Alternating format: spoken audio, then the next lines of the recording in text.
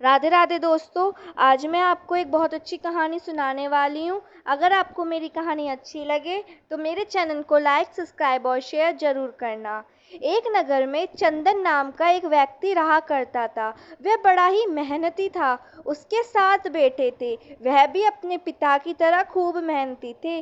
चंदन की पत्नी का देहांत हो चुका था। सातों बेटे और चंदन राजा के यहाँ नौकरी करते थे। राजा उन्हें रोजाना उनकी मेहनत के बदले केवल 5 सेर जौ के दाने देकर टाल देता था। घर आकर वे स्वयं भोजन बनाते थे। इतने कम अनाज में उसके परिवार का भला नहीं हो पाता था। चंदन के परिवार में अच्छी खुराक वाले सदस्य थे, इसलिए इतने कम खाने में वे हमेशा भूखे ही रह जाया करते थे। कई बार चंदन ने सोचा कि हम राजा की नौकरी छोड़ दें, लेकिन यह सोचकर वह अपने दिमाग से ये बात निकाल देता था कि यदि वह उनकी नौकरी छोड़कर किसी दूसरे शहर में जाकर नौकरी करेंगे तो राजा उसे अवश्य तलाश करवा लेगा और फिर उसको और उसके परिवार सहित सूली पर लटका देगा। एक दिन चंदन भोजन तैयार करने के लिए चूल्हे में आग जला रहा था कि पड़ोस की एक बुढ़िया ने उसे आकर समझाया, ए चंदन, तुम्हारे 7 बेटे हैं, फिर भी तुम्हें चूल्हा झोंकना पड़ रहा है। तुम अपने बड़े बेटे की शादी क्यों नहीं कर लेते? घर में एक बहू आ जाएगी तो कम से कम तुम लोगों को तो चूल्हा नहीं झोंकना पड़ेगा। उस बुढ़िया को शायद यह मालूम नहीं था कि चंदन के बड़े बेटे नंद किशोर की 2 साल पहले ही शादी हुई थी, इसलिए उसने चंदन से ऐसा सवाल किया था। तब चंदन ने बुढ़िया को बताया, चाची, नंद किशोर की शादी हुई तो थी 2 साल पहले, मगर उसने अपना वाक्य अधूरा छोड़ दिया और फिर चूल्हे में लकड़ी डालने लगा। क्या रे, क्या हुआ चंदन? मुझे भी तो बता, क्या हुआ? बुढ़िया ने उत्सुकता जताते हुए पूछा। क्या बताऊं चाची? चंदन ने भोला सा मुंह बनाकर कहा। उसकी बहू अपनी माँ के घर पर ही है। माँ के घर क्यों? तूने उसे वहाँ क्यों छोड़ रखा है? तू अपने बेटे से कहता क्यों नहीं कि वो उसे वहाँ से लेकर आए? बुढ़िया ने चंदन को सुझाव दिया। कैसे लाए चाची? हमारे घर में तो एक चारपाई तक नहीं है जिस पर वह बेचारी आकर बैठ भी सके, और फिर नंद किशोर के पास ऐसे कपड़े भी नहीं हैं चाची जिन्हें पहनकर वह अपने ससुराल जा सके। अरे वाह रे वाह चंदन, बस इतनी सी बात है? मैं तो समझी थी कि कोई बड़ी बात होगी। चल, तुम्हें कपड़े दूंगी, तुम नंदकिशोर को उसके ससुराल भेजने का प्रबंध करो। भगवान ने चाहा तो सब ठीक हो जाएगा, कहकर बुढ़िया अपने घर चली गई। चंदन की समझ में आया कि बुढ़िया की बात सही है। उसने कपड़े लेकर अपने बेटे नंदकिशोर से कपड़े पहनकर ससुराल जाने के लिए कहा तो वह तैयार होकर चला गया। ससुराल में उसकी खूब आवागत हुई और 3 दिन वहां रहने के बाद नंदकिशोर अपनी बहू को लेकर अपने घर की तरफ चल दिया। परंतु रास्ते में उसने सोचा कि उसके घर में तो कोई चारपाई भी नहीं है जिस पर वह अपनी बहू को बिठा सके। तब उसके दिमाग में एक युक्ति आई। उसने अपनी पत्नी को सीधा उस बुढ़िया के घर पर ही उतार दिया और जब वह अपने घर खाली हाथ आया तो चंदन ने उससे पूछा कि उसकी पत्नी कहाँ है। तो उसने सब कुछ अपने पिता को बताया। फिर वे राजा के यहाँ नौकरी पर चला गया। बुढ़िया ने नंदकिशोर की पत्नी की खूब खातिरदारी की और फिर वह बोली, आओ बेटी, मैं तुम्हें तुम्हारे घर छोड़ आऊं। बुढ़िया की बात सुनकर नई नवेली बहू को बड़ा आश्चर्य हुआ। वह सोचने लगी, क्या ये उसका घर नहीं है? तब उसने हिचकिचाते हुए बुढ़िया से पूछा, क्यों माँ जी, क्या ये मेरा घर नहीं है? फिर बुढ़िया ने जो कुछ सच था उसे बता दिया और उसे उसके घर छोड़ आई। उसके पति के घर में घुसकर बहू देखे तो उसे बहुत बुरा सा वह घर लगा। घर में के अंदर जगह जगह चूल्हा बने हुए थे। चूल्हे की राख बिखरी पड़ी थी। घर के कोने में टूटी हुई चारपाई पड़ी थी। बर्तनों के नाम पर घर में सिर्फ 4-5 प्लेट हैं। कपड़ों को उठाकर देखा तो उन पर फटे पुराने कपड़ों पर धूल जमी पड़ी है। अपने ससुराल के घर की हालत देखकर बहू की आंखों में आंसू आ गए। वह सोचने लगी कि पिछले जन्म में उसने ऐसी कौन सी गलती की थी जिसकी सजा भगवान ने उसे इस जन्म में दे रही है। बहुत हिम्मत वाली थी। कुछ देर सोचने के बाद वह उठी और घर की सफाई में जुट गई। सारा घर साफ किया। आंगन में फैला चूल्हे की राख, जगह जगह बने चूल्हे तोड़कर उसने एक चूल्हा तैयार किया। फिर वह अपने पति के आने की प्रतीक्षा करने लगी। शाम होने जा रही थी, परंतु उनमें से अभी तक कोई सदस्य घर पर आया ही नहीं था। बहू को बेचैनी होने लगी। इतना बड़ा घर और उस घर में वह अकेली। उसे चिंता होने लगी कि कहीं कोई गैर आदमी आकर उसके साथ दुराचार कर ना लेगा। उसने मन में तरह तरह के ख्याल आने लगे, किंतु ज्यादा प्रतीक्षा नहीं करनी पड़ी। तभी उसका पति और ससुर अपने बेटों के साथ घर में आए तो उन्होंने देखा कि उनके घर की हालत बिल्कुल बदल चुकी है। यह देखकर सब प्रसन्न हो उठे, परंतु जब चंदन की निगाह चूल्हे की तरफ उठी तो उसने बहू से कहा, बहू, ये तुमने क्या किया? तुमने तो सब चूल्हे ही खत्म कर दिए। अब हम खाना कहाँ पर बनाएंगे? तुम इसकी चिंता मत करो बापू, आज से इस घर के अंदर एक ही चूल्हे पर खाना बनेगा और हम सब एक साथ मिलकर खाएंगे। ठीक है बहू, अब जैसी तुम्हारी मर्जी। और फिर चंदन ने जौ के वह दाने जो हर रोज राजा उन्हें देता था अपनी बहू के सामने रख दिए।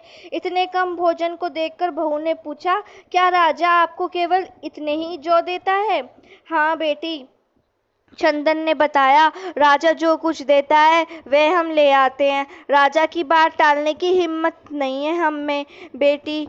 ससुर की बात सुनकर बहू कुछ सोचने लगी, फिर बोली, तुम सब लोग दब्बू हो। राजा के लिए तुम इतनी मेहनत करते हो और राजा तुम्हें थोड़ी से जो देकर बहका देता है।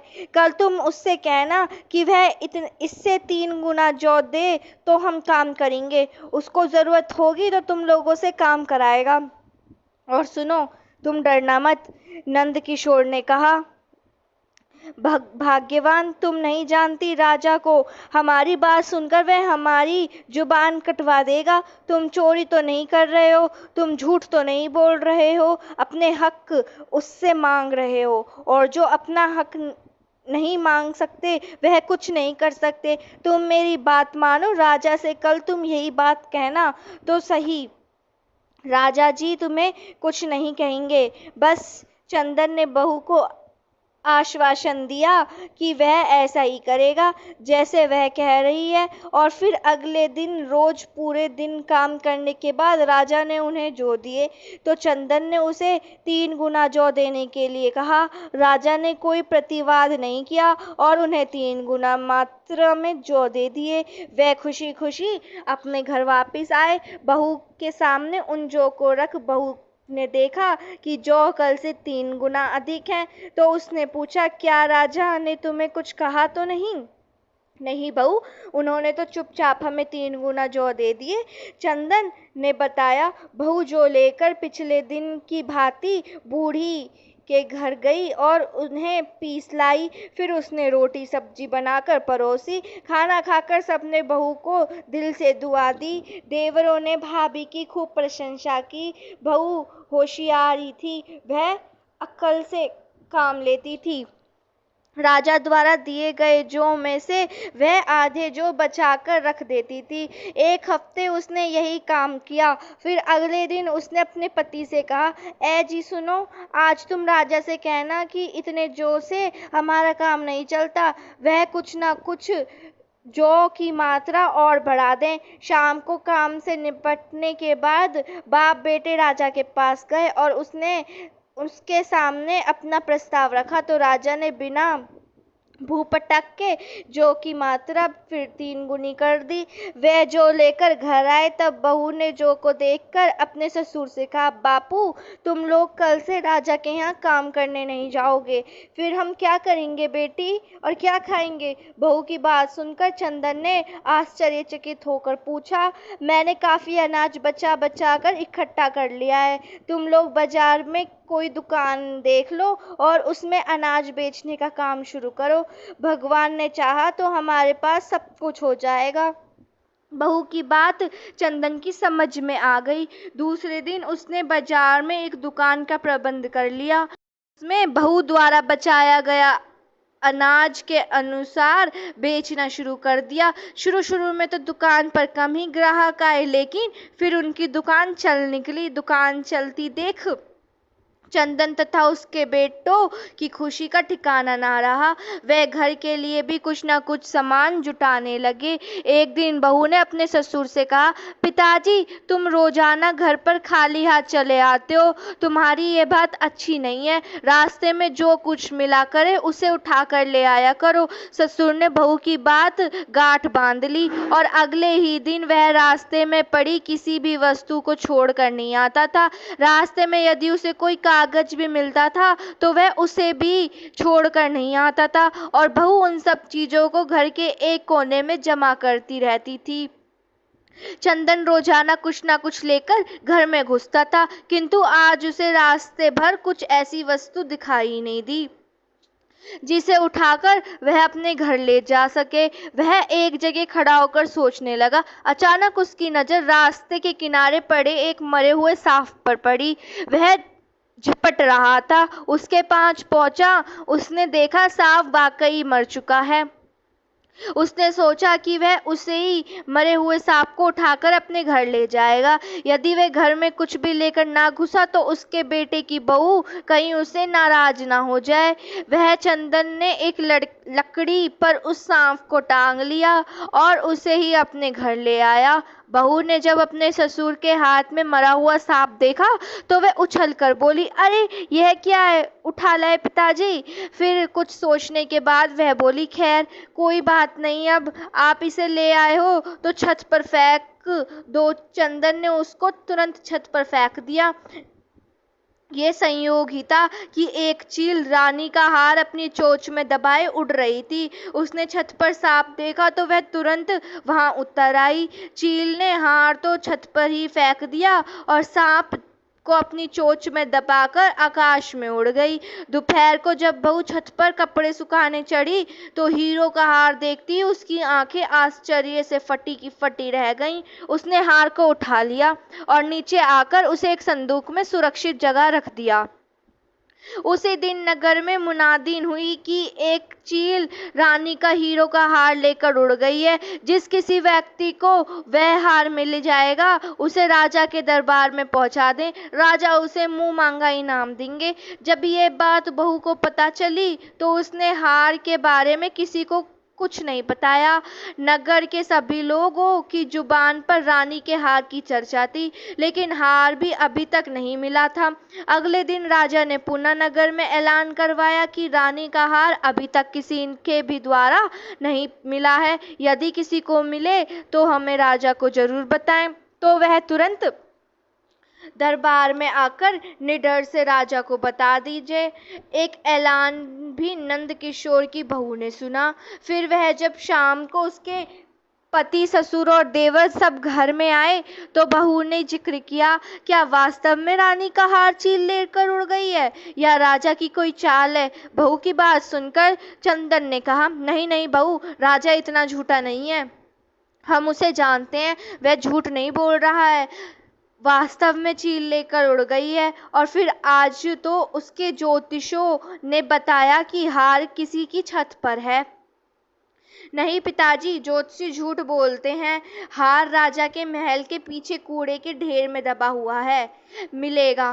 बहू ने बड़ी चालाकी से कहा, तुम्हें कैसे मालूम बेटा कि हार कूड़े में है मिलेगा? चंदन ने जिज्ञासा से पूछा। फिर बहू बोली, पिताजी कुछ बातें ऐसी होती हैं जिन पर बहस करने से कोई फायदा नहीं होता। तुम मेरी बात मानो, राजा के दरबार में तुम झूठ मूठ का पोथी पत्रा लेकर जाओ और जैसे मैं कहती हूँ वैसे सूचना राजा को दे दो। क्या कहती हो बहू तू? चंदन को क्रोध आया। अगर वह हार वहां नहीं मिला तो राजा मेरी गर्दन उड़वा देगा। नहीं नहीं, मैं नहीं जाऊंगा। चंदन सहम कर पीछे हटा। पिताजी, मैं जो कुछ कह रही हूँ वह बिल्कुल सच ही है। आप वैसा ही करिए जैसा मैं कह रही हूँ, आपको कुछ नहीं होगा। बहू ने अपने ससुर को खूब समझाया। फिर चंदन ने बहू की बात मान ली और एक कागजों की पोथी पतरा लेकर राजा के दरबार में पहुंचा। वहां उसने निडर होकर झूठ मूठ की पोथी राजा के सामने खोली और उसमें देखकर वही वही बातें मुंह से कह दी जो उसके बेटे की बहू ने उसे समझाया था। उधर बहू उस हार को राजा के महल के पीछे कूड़े के ढेर में डाल आई। चंदन की बात सुनकर राजा ने अपने सिपाहियों को महल के पीछे कूड़े के ढेर में हार ढूंढने का आदेश दिया। संयोग से हार सिपाहियों को मिल गया। हार दरबार में ले आया गया। उसे देखकर राजा सहित सारे ज्योतिषी चंदन की भविष्यवाणी को मान गए। वह नहीं जानते थे कि एक अनपढ़ गंवार आदमी इतना बड़ा विद्वान हो सकता है। राजा ने उसे कहा, चंदन, हम तुम्हारे काम से बहुत खुश हैं। अब तुम्हें हमसे जो कुछ मांगना है मांग लो। अन्नदाता हैं हम, क्या मांग सकते हो? मेरी तो आपके सामने जुबान भी नहीं खुल सकती। मैंने तो हुजूर आपके कर्तव्य का पालन किया है। चंदन राजा के सामने हाथ जोड़कर खड़ा हो गया। ऐसे कैसे हो सकता है? तुम कुछ ना कुछ तो अवश्य ही मांगना होगा। राजा ने पुनः चंदन से आग्रह किया। राजा की बात सुनकर चंदन बोला, सरकार, मेरे तो बेटे मूर्ख हैं। हाँ, मेरी पुत्रवधू बहुत ही योग्य है। मैं उससे सलाह कर आऊंगा, तब आपको बताऊंगा। ठीक है, जाओ, तुम इसी समय बहू से पूछ कर आओ। राजा ने उसे घर पर भेज दिया। वह घर आकर बेटे की बहू से सलाह करने लगा। ससुर जी की बात सुनकर बहू बोली, यह कौन सी बड़ी बात है पिताजी? तुम राजा से वचन मांगो कि वह धनतेरस से लेकर दिवाली तक नगर में किसी के भी घर पर दिया नहीं जलने देगा, यहाँ तक कि महल के अंदर भी नहीं। बहू की बात चंदन की समझ में बिल्कुल नहीं आई। वह सोचने लगा कि कहीं बहू का दिमाग तो खराब नहीं हो गया। दिवाली पर सबके घर में अंधेरा कराकर इसे क्या मिलेगा? वह कहने लगा, बेटी, मेरी समझ में तेरी उल्टी सीधी बातें नहीं आ रही हैं। मैं ऐसी बात राजा से कैसे कह सकता हूँ? वह तो गुस्से से भरकर मुझे पागल खाने डलवा देगा। तुम घर पर बैठकर ही राजा के निर्णय की बात स्वयं क्यों सोच रहे हो? तुम कुछ ना कुछ तो कहोगे ही। पिताजी, जाओ, जैसे मैंने बोला है वैसे करो ना। फिर चंदन अपनी साम मुंह में लेकर दरबार में पहुंचा। वहां राजा ने उससे पूछा, कहो चंदन, क्या सलाह मशवरा करके आए हो? सरकार, मैं जो कुछ सलाह मशवरा करके आया हूँ वह सब अभी आपके सामने बता दूंगा, लेकिन पहले आपको वचन देना है कि आप मेरी बात पूरी करेंगे। राजा ने हंसते हुए वचन दिया। फिर चंदन ने कहा, महाराज, धनतेरस से लेकर दिवाली तक सारे नगर में अंधेरा रह जाए। कोई भूल कर भी अपने घर में दिया न जलाए। आपके महल में भी अंधेरा ही रहेगा। बस मेरे घर में घी का दीपक जलेगा। चंदन की बात सुनकर दरबार में उपस्थित सभी व्यक्ति सोच में पड़ गए। फिर राजा ने कहा, मुझे ऐसा लगता है कि तुम्हारा दिमाग खराब हो गया है चंदन। सारे नगर में अंधेरा करा के तुम्हें क्या मिलेगा? तुम ये मूर्खता भरी बातें छोड़ो और कुछ अच्छी सी वस्तु मांग लो। मैं तुम्हें सब कुछ दे सकता हूँ। मगर चंदन अपनी बात पर ही अड़ा रहा। उसने पुनः जोर देकर राजा से कहा, मैंने जो कुछ कहना था कह दिया। मैं इसके सिवा आपसे कुछ नहीं मांगूंगा। महाराज और राजा को चंदन की बात माननी पड़ी। उसने उसे वचन दिया था, उसे अपने वचन की लिहाज रखनी थी। फिर राजा ने उसी दिन नगर में ऐलान करा दिया कि आने वाली दीपावली पर धनतेरस से लेकर दिवाली तक कोई भी अपने घर में दिया नहीं जलाएगा। यदि किसी ने आज्ञा का पालन नहीं किया तो उसे मृत्यु दंड दिया जाएगा। राजा के इस आदेश से सारे नगर में हड़कंप मच गया। लोग राजा और चंदन को कोसने लगे, पता नहीं इन दोनों को क्या हो गया है। और राजा ने एक नौकर की बात मान ली। आज तो इस नगर में ऐसा नहीं हुआ। तो सरासर राजा की जाति है। कोई कुछ कह रहा था, कोई कुछ, लेकिन उनकी बात वहां सुनने वाला कौन था? समय बीतता गया और धनतेरस का दिन भी आ गया। लोगों ने डर के मारे अपने घर में दीपक नहीं जलाया। पूरे नगर अंधेरे में डूब गया। केवल चंदन के घर में एक ही घी का दीपक प्रकाशवान था। दीपावली का दिन था। लक्ष्मी अपने वाहन पर घूमने निकली। नगर में चारों ओर अंधेरा फैला हुआ था। उनके साथ रिद्धि सिद्धि भी आई हुई थी। उन्होंने उनसे पूछा, आज दिवाली के त्योहार पर धनतेरस है, लेकिन इस नगर में किसी ने दीपक नहीं जला रखा, आखिर क्या बात है? रिद्धि सिद्धि ने उन्हें सारी बात बताई। सुनकर लक्ष्मी जी बहुत निराश हुई। वह अंधेरे में नहीं रह सकती थी, उनके पास हर समय ज्योति जलती रहती है। वे उजाले की खोज में इधर उधर भ्रमण करने लगी। फिर अंत में उन्हें चंदन के घर में एक दीपक जलता हुआ मिला। वह तुरंत उसी के घर में घुस गई और अपना आसन लगाकर जमा गई। उन्हीं के घर में केवल नंद किशोर की बहू नींद के मारे ऊग रही थी। कुछ देर के लिए उसकी भी आंख लग गई। फिर जब उसकी आंख खुली तो उसने अपने टूटे फूटे घर की जगह एक आलीशान कोठी देखी। वो देखकर चकित रह गई। कोठी में सभी आधुनिक वस्तुओं सब थीं। यह देखकर वह बहुत खुश हुई। उसकी युक्ति काम कर गई। फिर उसने अपने पति व ससुर को जगाया और फिर चंदन के सभी बेटे जागकर उठ गए। सब अपने आप को टूटे फूटे घर की जगह आलीशान कोठी में देखकर हैरान रह गए। उनकी समझ में कुछ नहीं आ रहा था, एकदम इतना बड़ा परिवर्तन कैसे हो गया। अचानक लक्ष्मी जी प्रकट हुई और उन्हें बताया कि अब तुम्हारी दरिद्रता एक दिन दूर हुई। अब तुम्हें अच्छे दिन आ गए हैं, क्योंकि दीपावली के पर्व पर मैंने केवल तुम्हारे घर में दीपक जलता हुआ पाया और सारे नगर में अंधेरा था, इसलिए मैं तुम्हारे ही घर में आ गई। मैंने यहाँ आकर आसन जमा लिया है। लक्ष्मी जी की कृपा भरी बातें सुनकर चंदन की समझ में आया कि उसके बेटे की बहू ने क्यों राजा से यह बात कहलवाई थी। सुबह को बहू ने अपने ससुर के दरबार में जाने को कहा, मगर चंदन ने दरबार में जाने से मना कर दिया। फिर बहू ने उसे समझाया, पिताजी आप नहीं जानते, वह हमारे राजा हैं, गुस्सा भी हैं, अब उनको ठंडा भी तो करना पड़ेगा। आप उनसे जाकर कहें कि मैंने 3 दिन तक नगर में अंधेरा इसलिए रखवाया था कि प्रकाश युक्त घरों पर भारी आपदा आने के योग थे, अतः अंधेरे के कारण विपाद टल गया है। यही बात सुनकर राजा प्रसन्न हो जाएगा। बहू की बात सुनकर चंदन दोबारा से उपस्थित हुआ और बहू द्वारा कहे गए वाक्य उसने कह दिए।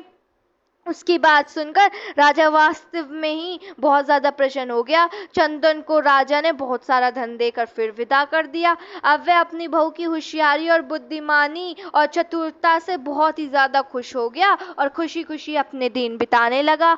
धन्यवाद।